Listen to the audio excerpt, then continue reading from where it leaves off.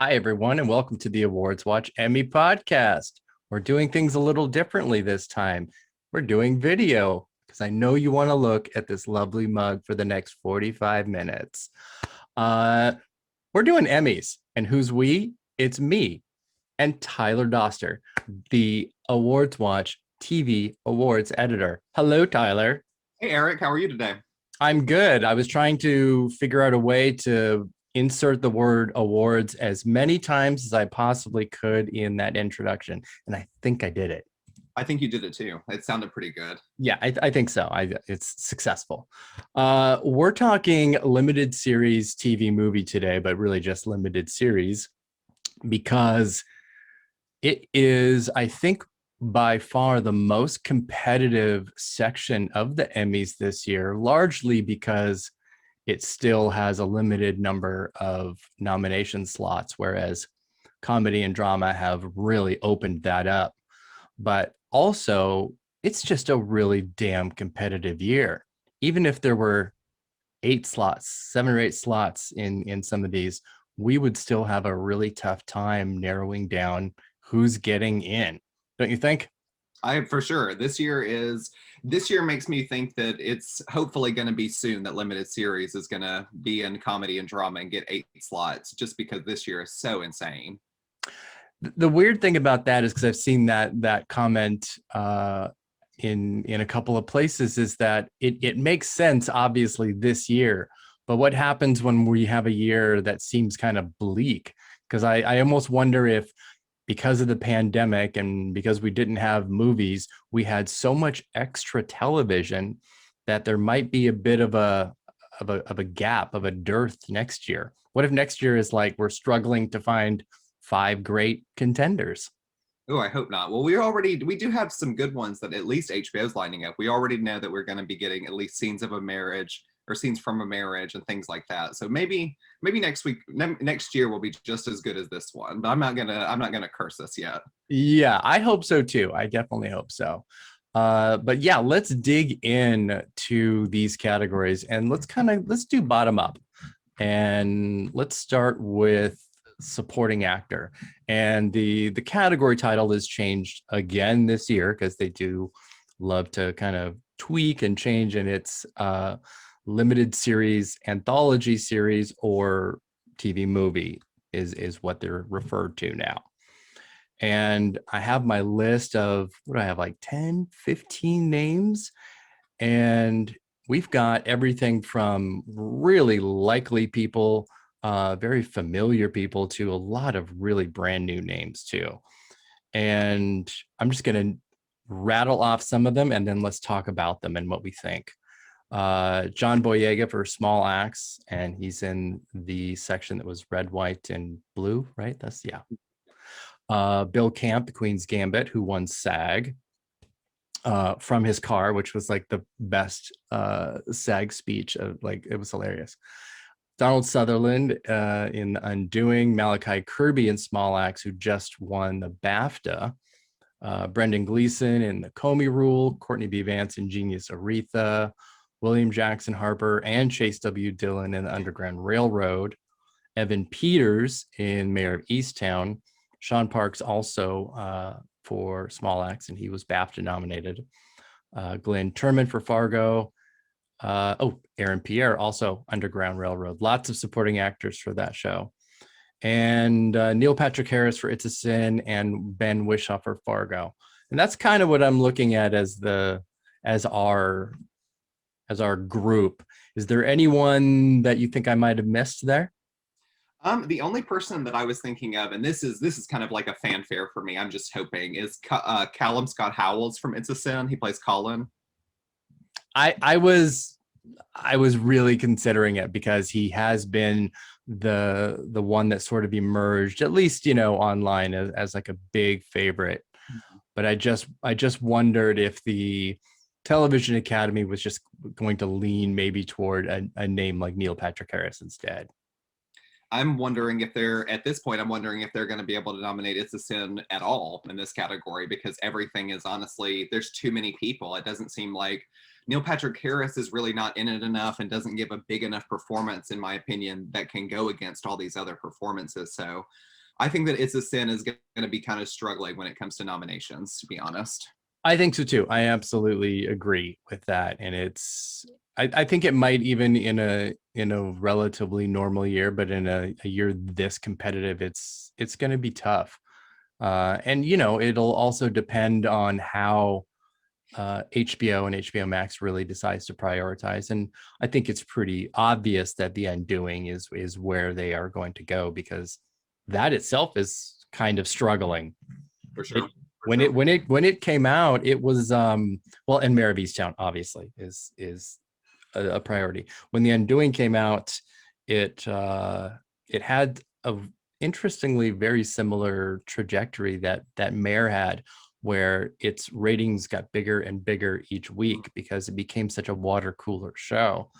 But others have just simply replaced it over the last few months. But it is a tough category. I think the only ones that I would be secure in would be John Boyega, Bill Camp, and Donald Sutherland. Yeah, What do you think? I have those three down. I also have, I'm thinking that the Underground Railroad is going to kind of start showing out in these acting categories. In my opinion, it needs to, it deserves to. For my top five, I also have William Jackson Harper and Chase W. Dillon also from the Underground Railroad. I have them both making it. Even if William Jackson Harper doesn't make it, I can really see Chase W. Dillon making it. He gives such an interesting performance, especially as a young actor, and I think that it's going to be something to really compete with. I agree with you, and one of the reasons why is that we have seen the Television Academy be very warm to young actors. We just saw that a few years ago with When They See Us. So I feel like it's absolutely there. And the other reason is because nearly 90 something percent of Chase W. Dillon's scenes are with Joel Edgerton, who is the sole lead contender for the male actors of this show. And if you think that Joel Edgerton is getting in, I think it is pretty fair to say that those same people are going to be seeing, Chase W. Dillon at every turn as well. And it's hard to, I think it would be hard for a voter to see a kid that young not only just do a tremendous acting job, but just under the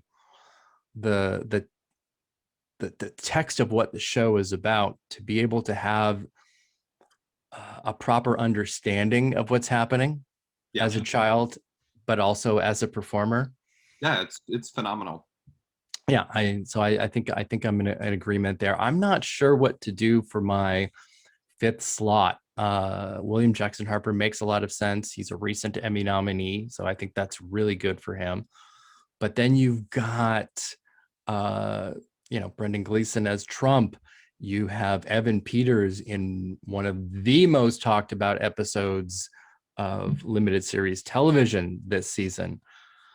And Fargo, I can't discount Fargo, even though this year seems like it could be an off year for that anthology, but the previous three have all done so extraordinarily well with nominations, like 16, 17 nominations, tons of acting nominations. So to think it's going to go from that to like little or nothing is tough. Yeah, definitely. That's kind of my thinking on kind of bringing it back to It's a Sin. That's kind of my thinking on that, just because the last time Russell T Davies had a show years and years, they did embrace it at the Emmys. So that's kind of why I'm wondering if maybe we can have an actor in there. But I don't know. It seems like I'm really pulling for that Bill Camp will definitely get nominated. I think that John Boyega is I think that John Boyega is the front runner at this point. I do too. And then I think that Donald Sutherland is a shoe-in for The Undoing. I thought he gave the best performance in The Undoing. He's got a really good submission too. Yeah, he does. Yeah, he does. So it'll definitely be interesting to see how they compete with the rest of the men that are also trying them. I just realized I am missing somebody, and that's Thomas Brody Sangster from the Queen's Gambit. Oh yeah. And, I don't think either of us would think that that show is not going to absolutely destroy nominations. And it could easily get both Camp and Brody Sangster in, I think. There's definitely a couple of shows that have a big chance of having more than one acting nomination in each category. So it'll be interesting to see which of those shows actually end up pulling out at the end. And that'll kind of give us an indication of where the rest of the categories will go as we see these nominations coming out that day. Yeah, and it's pretty common for that to happen in limited series anyway. Yeah. All right, let's jump over to supporting actress, which is, again, another really juicy category. And I'm just going to name a whole bunch of names. So get ready. All right. I'm ready. Catherine Hahn for WandaVision, Marielle Heller, The Queen's Gambit, Letitia Wright, Small Axe for Mangrove. I'm going to be so upset that I garble her name. And if you know it and I don't, then please let me know. Warucha Opia for I May Destroy You. Waruche, yeah. Waruche. Okay, good. Woo. Jean Smart and Julian Nicholson for Mare of Easttown. Renee Elise Goldsberry Hamilton, as well as Philippa Sue Hamilton. Teyona Paris WandaVision, Jessie Buckley Fargo, Sheila Atom, The Underground Railroad, Diana Rigg Black Narcissus, Krista Rodriguez Halston, Margot Martindale Uncle Frank, because you can never count her out. And then Lily Rabe has both The Undoing and The Underground Railroad in very different performances and each with very different potential. What do you think of that list? Oh, that list is a big one too. Okay, so I have about 8 or 9 women down myself, and they all overlapped with yours. So I'm going to give you some of mine. I think that Catherine Hahn might be the front runner of this category as of right now. I have Marielle Heller, Jean Smart and Julianne Nicholson from Mare of Easttown, Letitia Wright, Waruche Opia, Lily Rabe, and Sheila Atim is who I all have just written down, just because there's too many to just assume who's going to make it to the top 5. I'm kind of wondering if Mare of Easttown is going to have 2 nominations in this category. I feel like it really can, and especially with how the show ended, because that's where Julianne Nicholson really pulled it out. Mm-hmm. So I can absolutely see that. I don't have Keely Hawes from It's a Sin, but if there was a supporting female performer to get in, it would certainly be her. Mm-hmm. And it's possible. It's possible. But it's the Hamilton thing is kind of throwing me off. Wait, did I not do Daveed Diggs for supporting actor? Ooh, is that for The Good Lord Bird?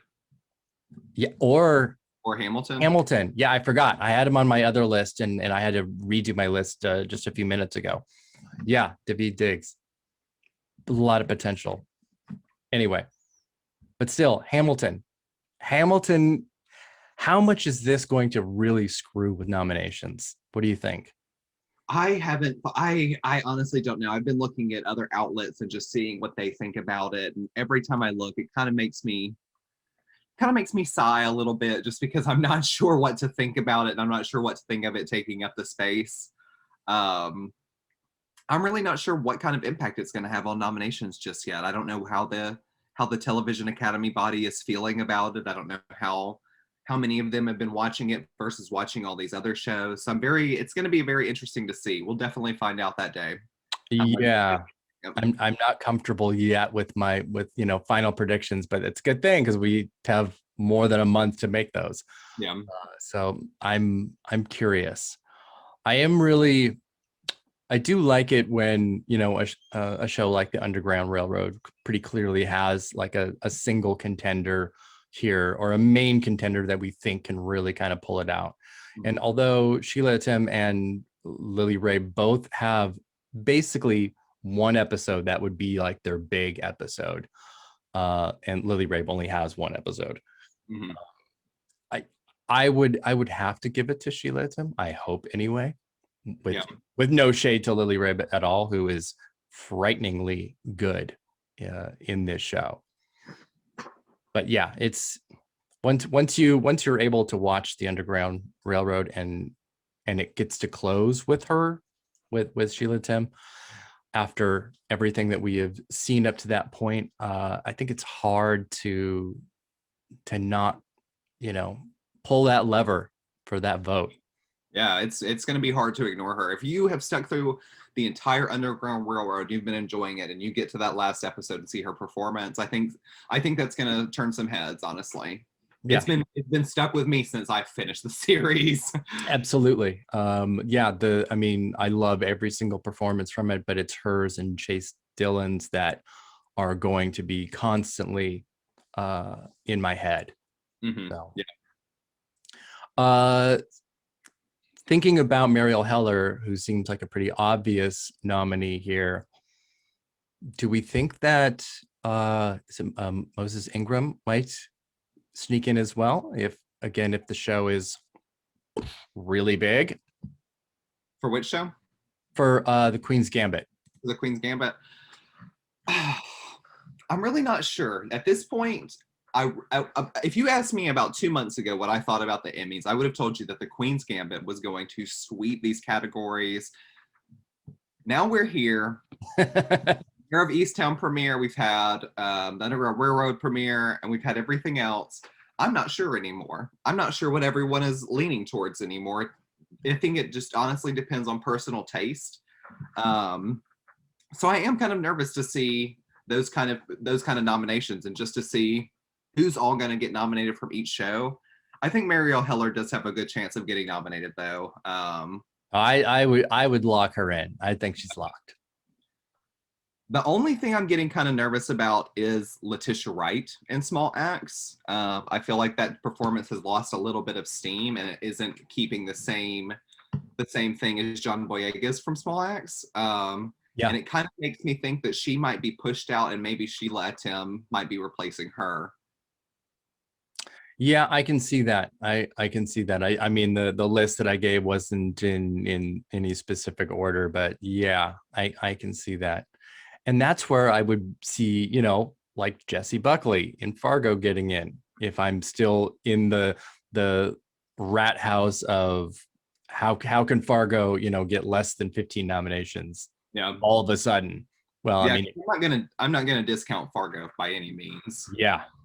Especially, I haven't seen this season, but I have heard that her performance is extraordinary. And if it's on the same level as the performances Fargo usually gets in its seasons, then I wouldn't be surprised to see her pop up in this category.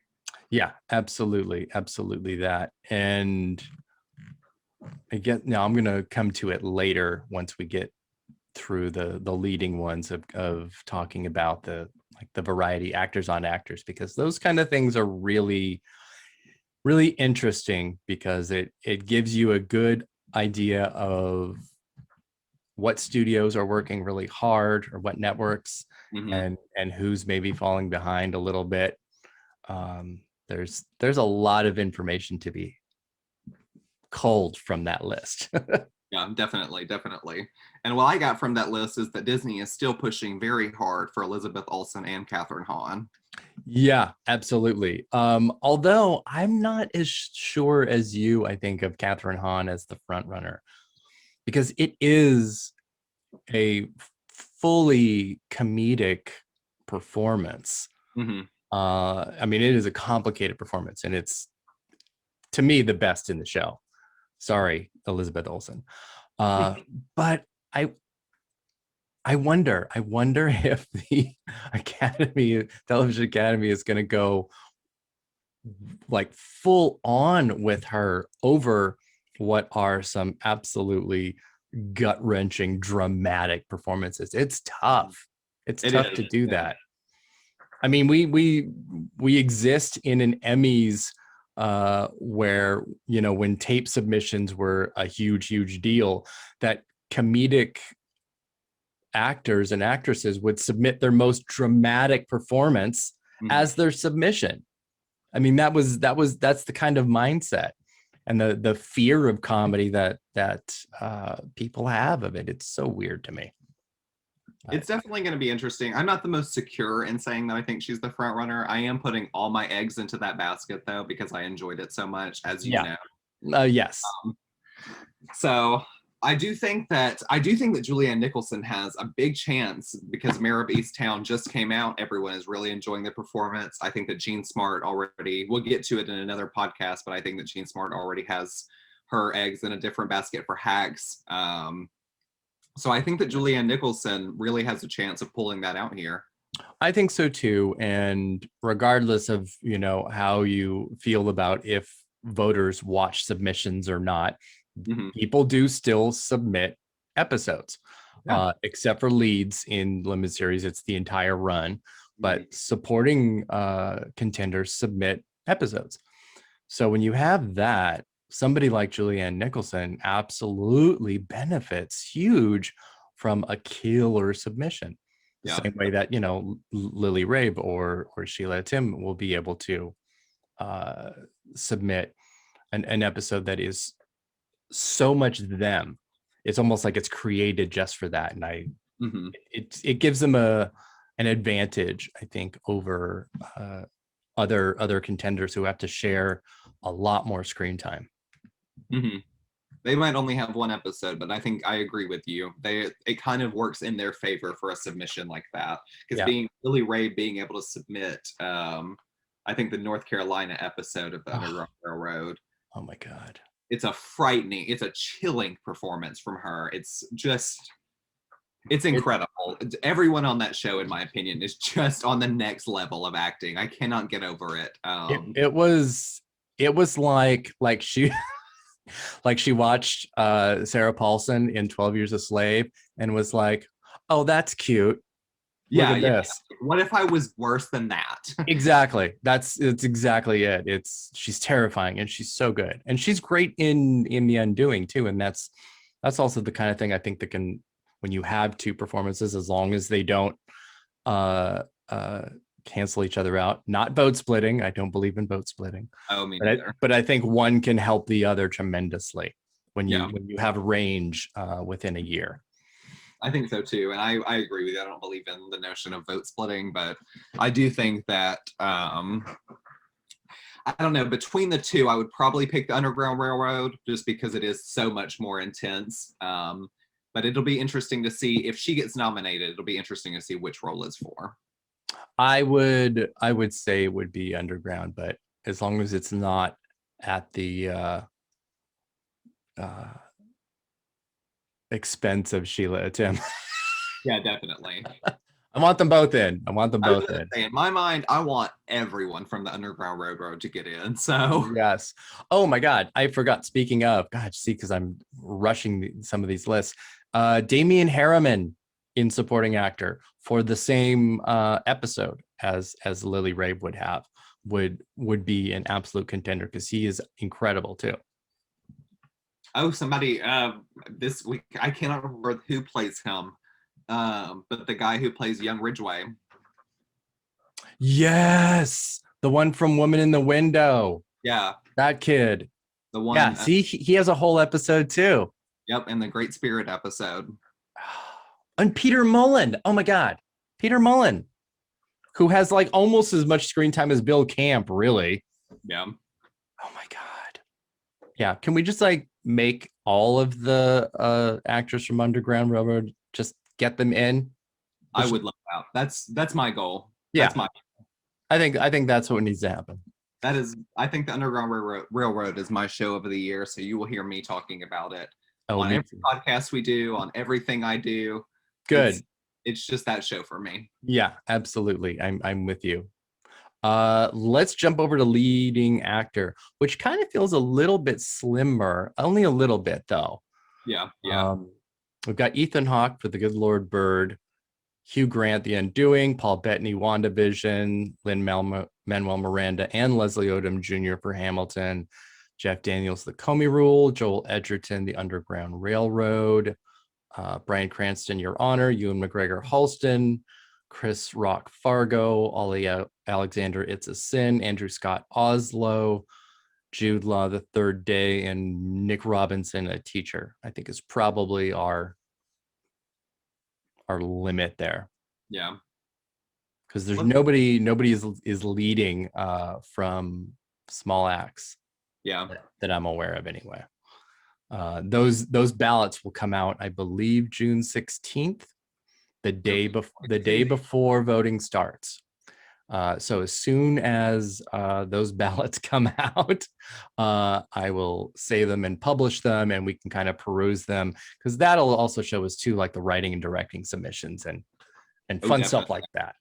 I love seeing the ballots. So me too. I love it when you can see things that are, done by the studio or network or by the individual, or if it's like contracted. Because we remember the last year of the last year of Game of Thrones, like Alfie Allen and Gwendolyn Christie were not submitted by HBO, and they did it themselves and paid for it themselves, and it worked out. Yeah, it did. Same thing for Tiffany Haddish. Tiffany Haddish did it herself, and there you go. All right, so looking at this list, I think it's competitive, but I think the main reason that it's competitive is that damn Hamilton again. Yeah. It's going to come down to seeing if Hamilton is pushed into this category or not, if voters resonate with it or not. Yeah, I sort of feel like it will, because when you look at the list, I mean, I have Paul Bettany obviously for WandaVision, but he would also be competitive for Uncle Frank as an individual TV movie. And the only ones from this list that qualify as like a single airing is the Andrew Scott in Oslo or Hamilton. So I just don't know if those are, like you said, going to resonate in the way that other things will. It's definitely going to be interesting to see. Yeah, I think Ethan Hawke is a pretty easy lock there. Oh, for sure. I mean, he's also a co-creator of the show and co-producer and co-writer. This is his baby. Yeah. So he's pretty easily in. I think Hugh Grant has a better shot than Nicole Kidman to get in, and we'll get to that in a minute. I agree with you. I was gonna be the one to say it, but since you did, I agree with you. Yeah, I really think that is the case. I also thought his performance was more interesting than hers, but I agree. And I say this as a dyed in the wool kid maniac, but yeah, I love Nicole Kidman, but sometimes it's just there. Yeah, I love her hair, and her coats did a lot of heavy lifting. Oh, the hair, the wigs are always doing a lot of heavy lifting. If it's not a wig in sight, it's not a Nicole Kidman show, honey. But I think this might be like her best wig in a decade. I loved it. It's like her old school hair, and I was very feeling that fantasy. I love it. We can't even talk about leading actor for 2 minutes without talking about actresses. That's just how it is, people. I'm sorry. It's just how it is. It is how it is. All right. We have some kind of heavy hitters here that could muck up some things for others. And that would be like Jeff Daniels and Bryan Cranston, who are Emmy favorites. Chris Rock and Fargo again falls under that. How well is Fargo going to play? Every lead performer has gotten in the last 3 versions of this. Why would Chris Rock not get in? It seems like an impossibility, but this year is nothing but possibilities, which is why it's kind of so fun. It's definitely going to be interesting. I'm interested. Well, like we've already discussed, I'm interested to see how well Fargo is going to do. I'm interested to see how well Hamilton will do. For this one, I think that Hugh Grant might be. It's going to be like Hugh Grant versus Lin-Manuel Miranda versus Joel Edgerton for this one, in my opinion. I think that Joel Edgerton has the most to do out of any of these nominees in his work. He is in almost every episode of the 10 episodes of the Underground Railroad, and he is always doing something that is just astounding. But it really could be a spoiler with like Bryan Cranston or Ethan Hawke or somebody like that. Yeah, I mean, I feel like Ethan Hawke is the front runner, but as we know with the Emmys, we can't look at it as here's our precursor path to there. And we'll definitely talk about this when we get to limited series, because there is one show that has absolutely obliterated the path. Um, but there isn't much, that we can really say because the calendar and the eligibility timelines are not the same. So the SAG and the Golden Globe, I should have like X that out or something. Nominees and winners don't necessarily reflect what the Emmys are going to look like because the competition was the same. Look at everything that came out between January and May to completely blow this whole category up. So it's extremely difficult. I only feel like absolutely solid about Ethan Hawke, Hugh Grant, and Joel Edgerton. Yep. I was very, very happy that they did make the decision to take him out of potentially supporting, because that was actually a conversation, and put him into lead. Yeah, I know. Who is that now? They were good. There was a conversation that Joel Edgerton and all of the actors would go into supporting. Oh no. I know. That's not going to work at all. No, I think the idea was that if Edgerton were to go supporting, it would be an easier win, kind of a Viola Davis sort of a thing. Yeah. But thankfully, cooler heads prevailed and did the right thing. Because he's also extremely competitive in lead. Yeah, definitely. I would say that he has a very good chance of making it in lead. Yep. I think he has a good chance of winning. Yeah, agreed. But yeah, it's once you get kind of past those, I'm so unsure of how the Academy is going to react to WandaVision. I really, really am. It's going to be kind of a landmark, really, for them to embrace a show like that in the Marvel universe and their beginnings of a series which are now fully underway with 3 huge shows. So I don't know. I'm not sure. I feel like even if they embrace WandaVision, I'm not sure that Paul Bettany will get a nomination. I feel like he's probably still more likely to get one for, what is it called? Uncle Frank? Uncle Frank. Yeah. I feel like he's more likely to get one for the TV movie than he is for his performance in WandaVision. Not that he was bad or anything. No shade to Paul Bettany, but I feel like he just didn't have as much to do as Elizabeth Olsen and Catherine Hahn. And I feel like if they're voting for those performances, I feel like he's probably going to get lost in the shuffle a little bit. Yeah. If I had my druthers, Hamilton would not factor in here, and maybe it'll get a couple of art direction and sound nominations, and not the 10 that maybe some people think it's going to get. Yeah. So we'll have to wait and see into what our final predictions look like. But I'm always keeping an eye out too on obviously ad campaigns around Los Angeles, and billboards and posters and website ads and all that. So I kind of keep track of what's getting the most attention and what's getting ignored and who's getting ignored. Because then it becomes, the onus really becomes on the voter to seek something out in order to nominate it, versus kind of having this booklet in front of them, go, here's the things that you should be watching.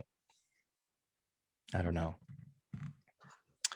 As long as Ewan McGregor does not sneak in there for Halston, because he's terrible and that show is awful. I took your recommendation and never watched it. I'm trying to get through it. I think I've made it to episode 4, and it's been out for like a month. I was about to say, you still haven't made it through those 5 episodes?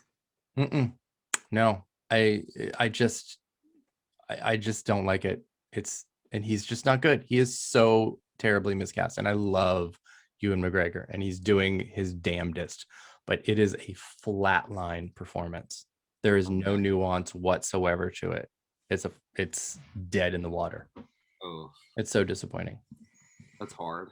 Yes. All right, let's move to leading actress because I mean we're already chomping at the bit to talk about it because it is uh an absolutely delicious category. This is probably my favorite category at the Emmys this year.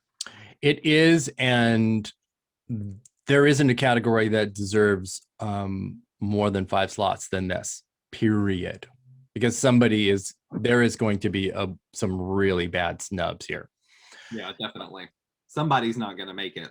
Somebody's not going to make it. I'm actually going to list in order of what I think they're going to get in, at least the top 5. Okay. Anya Taylor-Joy, The Queen's Gambit, Michaela Cole, I May Destroy You, Kate Winslet, Mare of Easttown, Elizabeth Olsen, WandaVision, Thuso Mbedu, The Underground Railroad. And then the rest are Cynthia Erivo, Genius Aretha, Nicole Kidman, The Undoing, Ruth Wilson, Oslo, Danielle Brooks, Mahalia, Tessa Thompson, Sylvie's Love, and Kate Mara, A Teacher. I think that's probably it. It's not as many as others, but I think it's because once you get past like 6, 7, 8, I don't know if it matters. Yeah.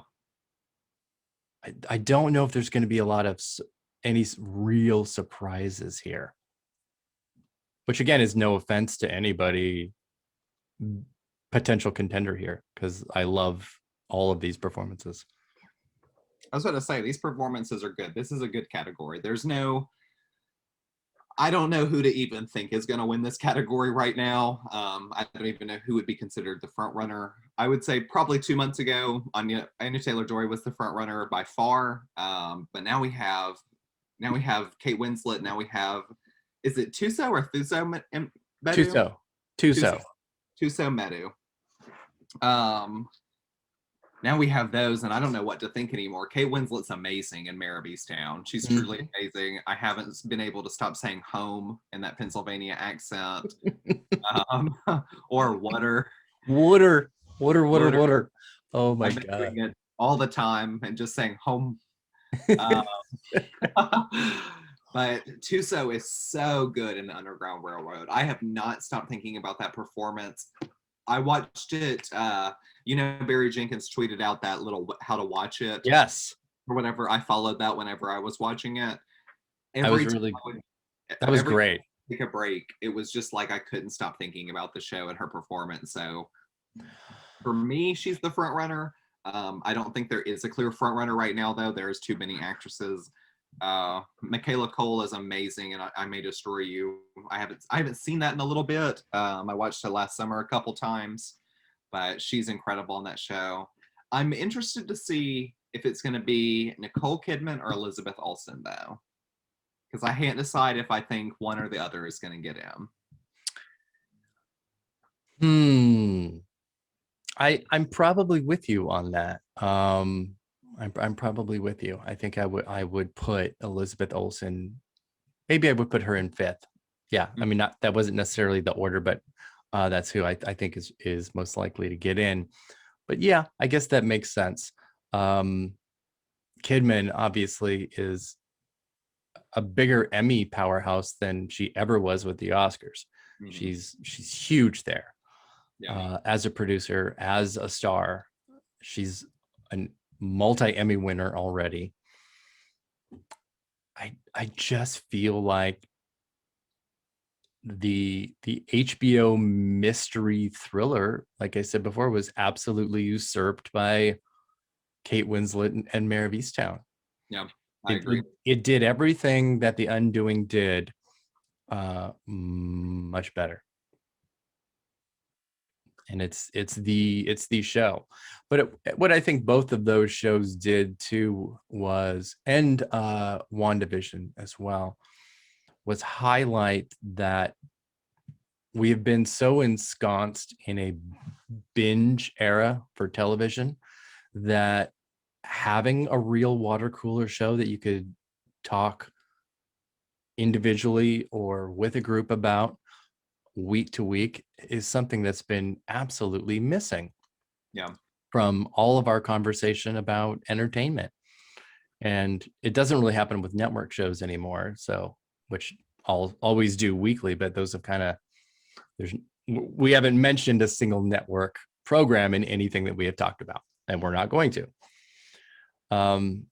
So I think both of those really brought back the idea of water cooler television, in a way that we all really loved, in a way that dropping all episodes of a show does not allow. You're all kind of watching it in different ways, and it's like, oh wow, wait till you get to episode 8, and they're like, I'm on episode 3, we can't talk about this. Yeah. So I think those have done so much for that. I mean, this is really more of a limited series conversation, but I think it is where Nicole Kidman is going to be struggling, and probably in 6th or 5th. Yeah, I agree with what you said. I think that it seems like the limited series this year are the ones that have given us these water cooler moments that we've been able to go to Twitter to talk about, or go to work and talk about with our friends. I'm not going to be the first one to say this by a long shot, but I know why they didn't, but I do wish the Underground Railroad would have been released 1 week at a time. I wish they would have just maybe pushed it a couple weeks forward to make sure all the episodes got in before the eligibility date. Because I think that would have been really beneficial for the show, and with thoughtful conversations, because like you said, it's very hard to talk about a show when it's all the way out. I'm fully done with it, but other people are still on episode 3, 4, or 5 because it's all come out at once. I think that makes it a little bit harder to have better conversations about the shows, at least episodically. Mm-hmm. But I have seen some incredible pieces on the Underground Railroad, so it definitely hasn't taken away from the writing on it. Yes, and when you have a show like WandaVision or Mare or Undoing, each episode kind of ends on a cliffhanger, and that's part of the allure for waiting until next week. And something like Underground, also too, because the lengths of episodes are really varied. There's that 20-minute episode, there's a 40-minute episode, so pairing and grouping the things together, I think, would have been pretty difficult for that show. As much as, and also too, some people are clearly and understandably having a really difficult time watching it too. So being able to watch it at their own emotional pace, I think, is something that favors a full 10 episode drop like that, rather than feeling compelled to go to the next week. So it's tough. I think it's really tough for that show of what the right choice was.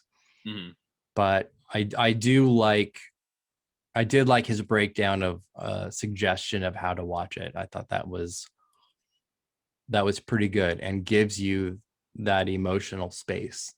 Yeah, definitely. Talk Like about I said, it and think about it. I watched it that way, and it worked very well for me. It was never too much at once, and I think that's what he was trying to go for. The episodes are coupled up in such a way that you can handle it, and by the time it does get very heavy again, you're taking a break from it again.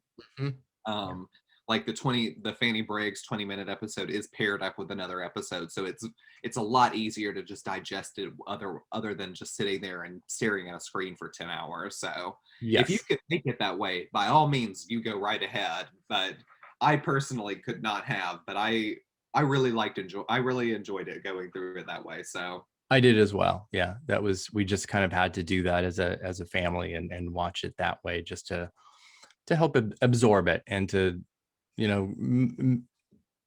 make some of these episodes a bit of a learning tool too, frankly, rather than just burning through them. So let's kind of look back at this category, though, because we could probably spend an entire podcast talking about it. I do feel like Cynthia Erivo as Aretha Franklin has been a bit of an afterthought. I mean, I've talked to people that didn't realize that it had already aired, and they were like waiting for it to come on. And I was like, well, there you go. Sorry. So I think that makes it a little difficult. I was kind of looking forward to the idea, though, of the Jennifer Hudson's film version and Cynthia Erivo's TV version sort of being more calendar aligned. I think that would have been a lot of fun, especially since the new trailer for the Hudsons like name checks genius as a phrase for her in a way that totally felt like trolling. I loved it. It was hilarious. And I think she's got I think she's tough, a tough spot. Yeah. And, I also want to look at a lineup that is most likely to be a diverse lineup of not just white actresses. Obviously, Michaela Cole is either one or two or three in this list. I mean, she's there. And again, like Ethan Hawke, a creator and director and writer, and she won the BAFTA for her performance. She won the BAFTA for directing. She is absolutely going to be a force at the Emmys. Absolutely. And the kind of thing that I know you said that you don't think there's really a front runner. I kind of agree, but I think most people believe anyway that Anya Taylor-Joy is like a far and away front runner, but that's only based on wins that she had that are not against anyone here except for Michaela Cole once. Yeah, that's what I'm saying. I think that a couple months ago I would have agreed with those people and said Anya Taylor-Joy, but like I said, with these past couple months, with the Mare of Easttown and Underground Railroad coming out, I think it just two more women performances that are just on a different scale, that are just truly incredible. No shade to Anya Taylor-Joy, but I think that what Tuso Meadow does in the Underground Railroad is just transcendent acting. It's just not even fair to the rest of us how talented she is.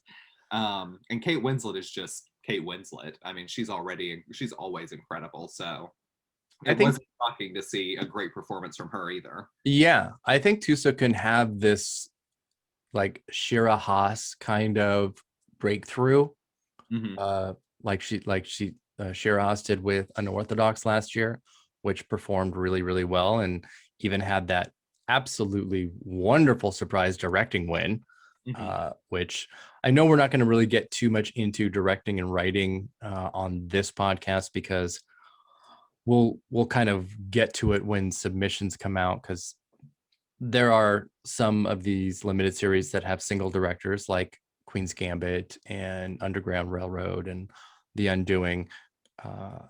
Mare, right? I think Mare is just a single. Yeah, Mare is directed just by one person. There's a lot of that, but then there are some that have different directors per episode. So once we see those, I think we'll have a clearer idea of what's going to happen there. And same with writing. Like Underground doesn't have the same writer for every episode. So yeah. But yeah, I mentioned earlier the Varieties Actors on Actors Emmy lineup, and I want to go through those lists and pairings because they're going to have some names that we actually have not. I think we have mentioned, but they combine everything. So there's comedy, there's drama, and there's limited series. So I'll name all the names, and then we can cherry pick the ones that can coordinate here. First pairing is Kaylee Cuoco and Elizabeth Olsen, not a factor here. Ewan McGregor and Pedro Pascal, obviously Ewan McGregor, a contender for Halston. Nicole Kidman and Chris Rock, both contenders. Emma Corrin, Regé-Jean Page, not here. Catherine Hahn, Jason Sudeikis, obviously Han. That's going to be a really fun conversation. Yeah, that one's going to be awesome. Josh O'Connor and Anya Taylor-Joy. I actually kind of love that Emma reunion. I think that's super cute, but only Taylor-Joy is a factor there. Bone Yang and Jean Smart. Jean Smart does have cross categories here. She's a supporting actress limited series contender, as well as a lead actress comedy contender. Uzo Aduba and Billy Porter, not here. Gillian Anderson, Elizabeth Moss, not here. I said Elizabeth Olsen, not here before. Yes, Elizabeth Olsen is obviously WandaVision. So I think one of the things when that list first came out, the first thing I noticed obviously was no Underground Railroad, no Amazon whatsoever on there at all. There's HBO, there's Netflix, there's Hulu, and Disney and FX. I think that's it. That's it. Wow. Yeah. So, I mean, no Showtime, no Amazon, and no networks. Oh, Apple, obviously, Jason Sudeikis. So I wonder if this is those individual networks not working hard enough, or more, varieties choice. But I mean, we know that in this time, whether it's pre-nominations for Emmys or pre-nominations for the Oscars, nobody works harder in the world than a publicist. Yeah. And they are hammering at getting their top tier client in. So I wonder, because when we look at those names, those are all really big names. Or they're super buzzy names like Regé Jean Page, because he was such a big breakthrough. So not seeing, Tusum Bedu from here isn't a big shock in that sense, because it's not the type of person that they would have on this. But Joel Edgerton would have been someone I could have seen here. It's very interesting to see that Amazon's not on there at all. Nothing. No, I mean, Tessa Thompson could have been. I mean, I'm glad them isn't represented here, but that's a whole nother story. Yeah. But yeah, it's Paul Bettany could have been here for Uncle Frank instead of, WandaVision. Yeah, that's true. And it's not like, Amazon is short of money. Yeah, seriously. If anyone is just sitting around with some money, it's Amazon. They could have done a little bit here. I don't know. Whatever it takes.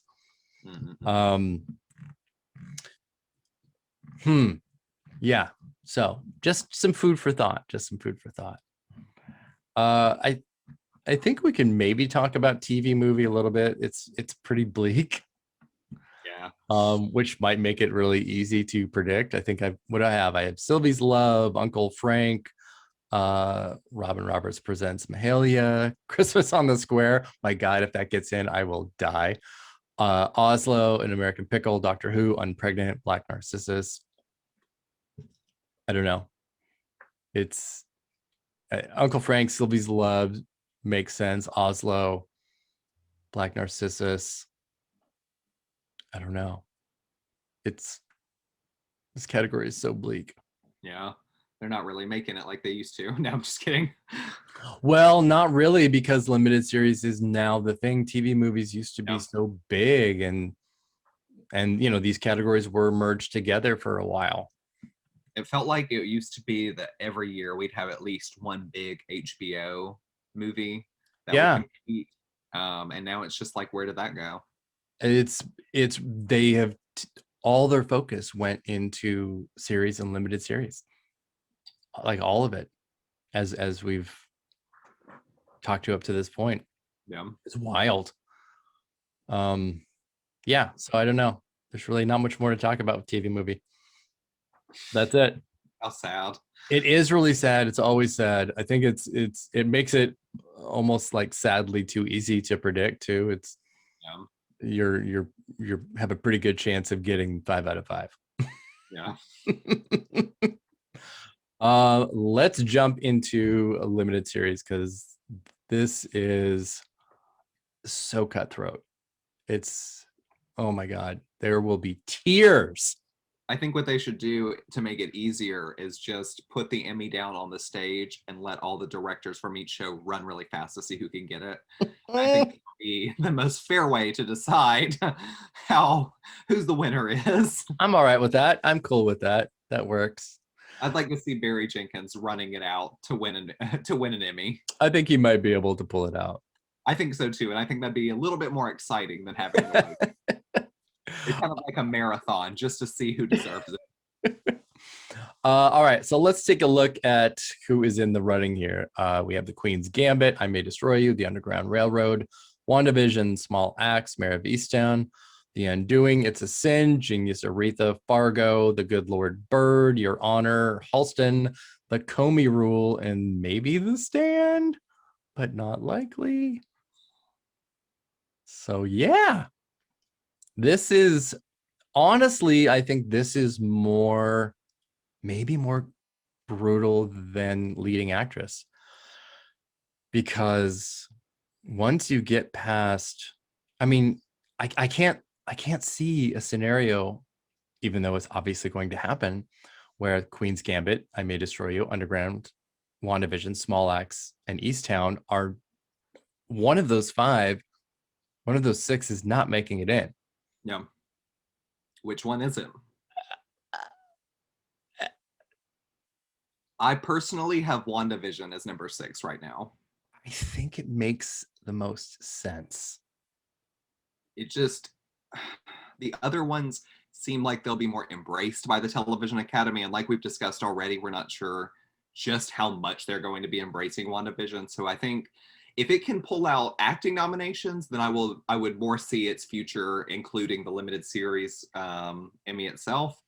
But without those acting nominations, if it's just Han that gets one, then I don't see it happening for it. Yeah.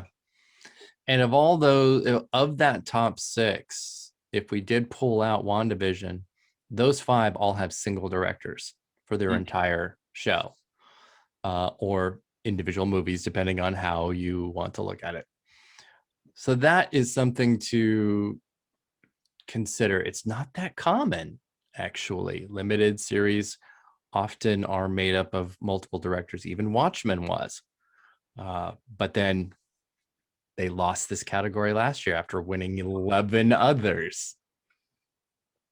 And they lost it to, a single director of an entire limited series run. So I think it obviously makes sense, and it's smart to favor shows that have a singular vision. But it isn't the rule, but it's just more likely. Yeah. Oh, this category hurts. It really hurts. I May Destroy You just, won the BAFTA. It did extremely well. Small Axe also did very, very well there. Not that it, again, is like a precursor that we utilize as an if then. Mm-hmm. But what it did do is bring the collective consciousness of I May Destroy You very much back. Yeah. Because it is in the realm of awards voting, it's a very old show now. I would have been very interested to see Michaela Cole doing in the Actors on Actors. Yeah, that would have been cool. She's absolutely somebody who should have been there. Yeah. I love just listening. I could listen to her talk all day. She's just so smart. Like everything she says is just on the next level. I'm just like, oh my gosh, teach me more. Like and I love all of the shows and series that she's done. Chewing Gum is amazing. Oh my God. I wanted to highlight the drama showrunners roundtable from The Hollywood Reporter, because it does combine drama series and limited series. And we do finally have some Underground Railroad representation at one of these. And that list is Barry Jenkins for Underground, Peter Morgan for The Crown, Ethan Hawke, Good Lord Bird, Misha Green, Lovecraft Country, and Katori Hall, P Valley. yes, Which is fantastic. But obviously, we're talking about limited series, and the only two from that are Ethan Hawke and Barry Jenkins. Yep. And although we both clearly think that Underground is a top contender here, where is the good Lord Bird here? Where do you think it is, Tyler? I have it as number 9 right now. I know I have it pushed way down. So my top 5. I have Underground Railroad, Mare of Easttown, I May Destroy You, The Queen's Gambit, and Small Axe. At number 6, I have WandaVision. At number 7, I have The Undoing. And then at number 8, 9, I have It's a Sin and The Good Lord Bird. And those are kind of interchangeable. They're not necessarily, It's a Sin is not necessarily higher in my head than that. Because I don't know, I just really don't know. And I don't know if either of them will get the nomination, to be honest. I think it'll, once again, like the other categories, it'll just come down to who can get these acting nominations, who can get these writing and directing nominations, and who actually, it seems like the Television Academy really resonated with these shows.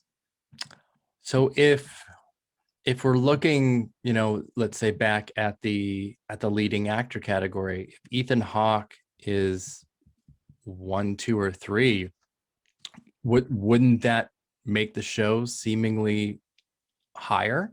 I think so. Same would go for Hugh Grant. If he's who I honestly think has the best chance of an acting nomination of anybody on the show, and even could be the only. Donald Sutherland, as much as I think he's likely to get in, he could totally be snubbed. Yeah. Awards shows have stumped him many, many, many, many times over his extremely long career. I could see it only being Hugh Grant, but again, we connect leading actor with best picture at the Oscars so much, and it is often the case with the Emmys too, maybe a little bit less. But I think if we look at this list again, Queen's Gambit, I May Destroy You, Underground, WandaVision, Mare, Undoing, all female led, all female subject shows. Yep. That's huge. It's crazy. It's crazy. Thinking about that last night. So the position for leading actors this year is not as strong as leading actress. The correlation is much stronger this year, and you'll love to see it. I agree. It's so interesting to see a year of limited series where most of it is female driven. And it's, in my opinion, more interesting. Yes. I wish there were more female directors behind them, but. Yep. And that's something I'll be talking about once we get to our drama series and we talk about P Valley. Yes. And I think also too, once those voting ballots come out, we'll really be able to see where these shows have gone, where they're leaning in terms of who they're pushing for directing. I think it'll be a really important thing. The only thing I wanted to mention regarding a front runner, because again, I think a lot of people think that the Queen's Gambit is the front runner and that there is very little competition for it. And I think if you lock yourself too much into that, you're kind of doing a disservice to the whole conversation and the conversation as a whole. There's a difference between, somebody that is a front runner in a traditional sense and trying to create a horse race that's not there. Yeah. Versus, being able to look at the Emmys logically for what they are, which is not the same as the Oscars. Mm-hmm. That said, here's what the Queen's Gambit won in its non-Emmys calendar year. PGA, DGA, WGA, The Globe, Critics' Choice, USC, ACE, ASC, ADG, CES, CDG, MUA, HMMA, MPSE. And I'm not going to go through what every single one of those mean. Otherwise, we'll be here for another 34 minutes. The only thing that it lost competitively was The Satellite. To the Wow. good Lord Bird. Wow. Yeah.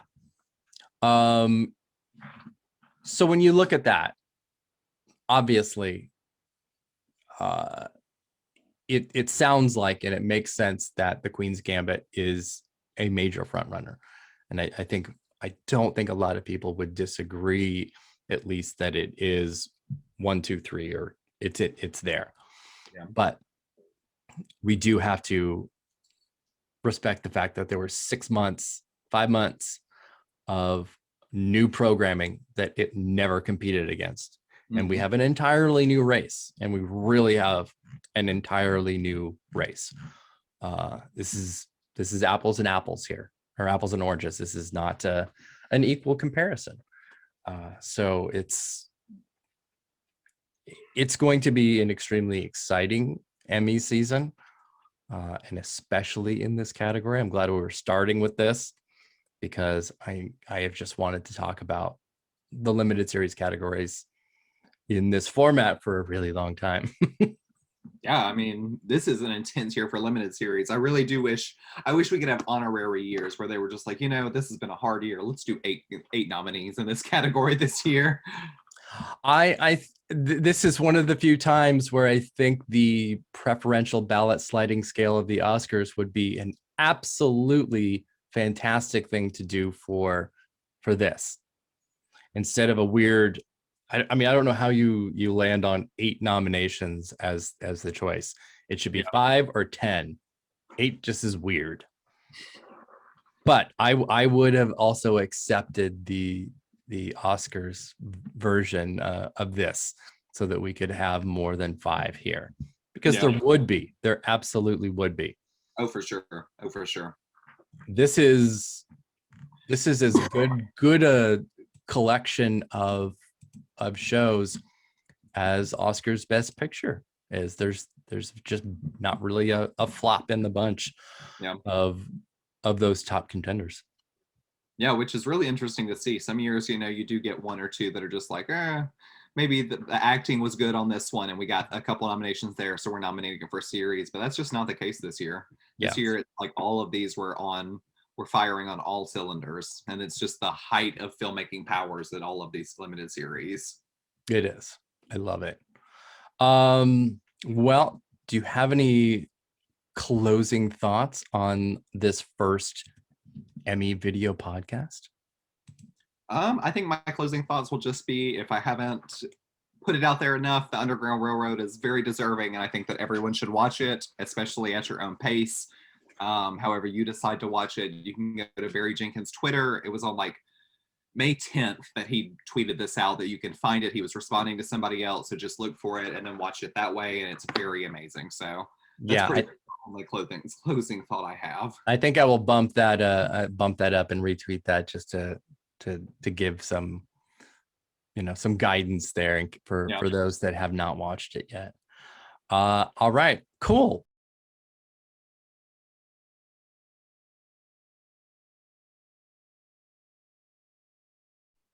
So that's all we have for today for limited series, and we will return to this video format for drama and comedy in the coming weeks, and then it'll get even more interesting when those Emmy ballots come out.